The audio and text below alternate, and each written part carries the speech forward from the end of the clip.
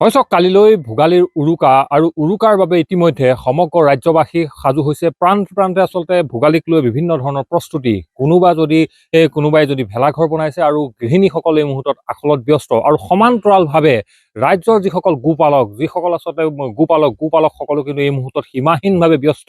কিয়নো এই কাৰণে ব্যস্ত যে ৰাজ্যবাসীক এঠা দৈৰে সৈতে এসাঁজ জলপান খোৱাৰ বাবে এই মুহূৰ্তত কিন্তু গোৱালসকল ব্যস্ত হোৱা পৰিলক্ষিত হৈছে। আৰু আমি উপস্থিত আছো যোৰহাট জিলাৰ তিয়কৰ যে নৈপৰীয়া জাজিমুখ, এই জাজিমুখৰ এটা মহৰ খুঁটিত এই মুহূৰ্তত পুৱাৰ ভাগত আমি উপস্থিত হৈছো। আৰু ইয়াৰ পুৱাৰ ভাগৰ পৰিৱেশ দেখাইছো। ইয়াৰ গোৱালসকল আচলতে কেনেধৰণে ব্যস্ত হৈছে, যি তেওঁলোকৰ আচলতে পৰিকল্পনা। আৰু এই যিটো ভোগালী বিহুত আচলতে যি ভোগৰ উৎসৱ আচলতে এইটো। আৰু এই ভোগালী বিহুত হাঁহে মাহে এসাঁজ খোৱাৰ পাছত আচলতে দৈৰে সৈতে যে কোমল চাউল দৈ আচলতে যি এঠা দৈৰে সৈতে জলপান খোৱাৰ যি পৰম্পৰা, সেই পৰম্পৰাটোত আচলতে আৰু অধিক ৰঙীন কৰি তোলে, আৰু অধিক ভোগালী কৰি তোলে আচলতে তিয়কৰ এঠা দৈ। আৰু এই মুহূৰ্তত এঠা দৈ যি প্ৰস্তুত কৰা যিসকল গোৱালসকলৰ মাজত আছো। আৰু এই পুৱা বেলাৰ দৃশ্য এই মুহূৰ্তত দেখাইছো কেনেধৰণে আচলতে ইয়াৰ যিসকল গোপালকসকল ব্যস্ত হোৱা পৰিলক্ষিত হৈছে। মই এজন গোপালক আছে, মই আপোনাৰ পৰা জানিম কেনেকুৱা ধৰণৰ বিহুৰ শুভেচ্ছা জনাইছো, প্ৰস্তুতি কেনেকুৱা? বিহু শুভেচ্ছা জনাইছো। প্ৰস্তুতি আমাৰ ভালেই। দৈ ভৰাইছো। কিমান দৈ বাৰ ভৰালে? এইবুলি 350 ইমান হ'ব। হয়। কেনেকুৱা ধৰণৰ আপোনালোকৰ এই যিসমূহ দৈ আচলতে ক'ত বিক্ৰী কৰিব, কেনেকুৱা ধৰণৰ ইয়াৰ যি উচিত মূল্যটো আপোনালোকে পাইছে নে? আমাৰ যিটো কষ্ট হয় সেইটো উচিত মূল্য পোৱা নাই আমি। আমাৰ ইয়াৰ পৰা দৈ নিয়েহি, আমিও তেনেকে 2-4টাকে কাষ্টমাৰ আছে বিকো। যিটো আমাৰ কষ্ট হয়, কষ্টটো চাই মূল্যটো নাই পোৱা। আচলতে যি ৰাজ্যবাসীক যি আপোনালোকে আঠা দৈ খুৱাই, আঠা দৈ আচলতে প্ৰস্তুতৰ কাৰণে যিমান কষ্ট, সেই কষ্টৰ উচিত মূল্য আপোনালোকে কিন্তু পোৱা নাই।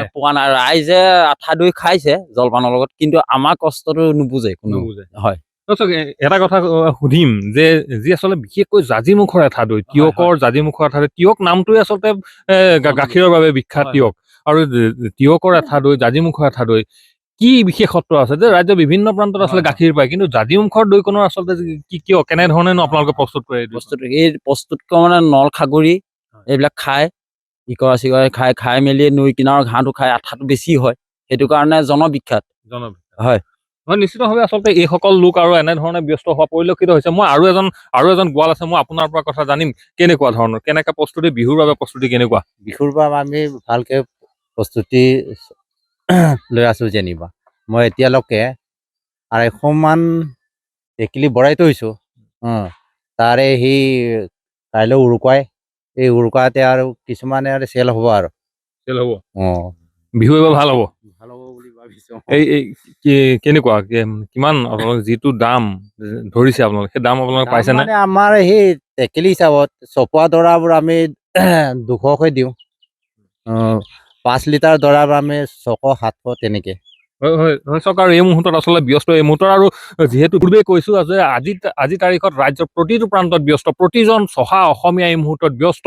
কিয়নো অনাগত বিহু, সন্মুখত বিহু, আৰু বিহুক উদযাপিত কৰিবৰ কাৰণে প্ৰতিজন লোক আচলতে চহা অসমীয়া এই মুহূৰ্তত ব্যস্ত। আৰু কোনোবা যদি আখলত ব্যস্ত, আন কোনোবা ভেলাঘৰত ব্যস্ত। আৰু সেই মুহূৰ্ততে এনেধৰণে আচলতে ৰাজ্যবাসীক এঠা দৈ খুৱাবৰ কাৰণে উঠি পৰি লগা পৰিলক্ষিত হৈছে এইসকল চহা আচলতে যি গোপালক। আৰু তেখেতসকলৰ আচলতে পৰিশ্ৰম আচলতে কেনেধৰণে লোকসকলক সকলোকে আচলতে এঠা দৈৰে সৈতে এসাঁজ খুৱাব পাৰি। আৰু এই মুহূৰ্তত তিয়কৰ এই জাজিমুখ অঞ্চলৰ পৰা দেখালো এখন বিশেষ ছবি। আৰু ৰাজ্যৰ বিভিন্ন অন্যান্য প্ৰান্তৰ পৰা আমি দেখুৱাৰ প্ৰয়াস কৰিম যে কেনেধৰণে আচলতে ৰাজ্যবাসীয়ে ভোগালীক আদৰিবৰ কাৰণে প্ৰস্তুতি চলাইছে।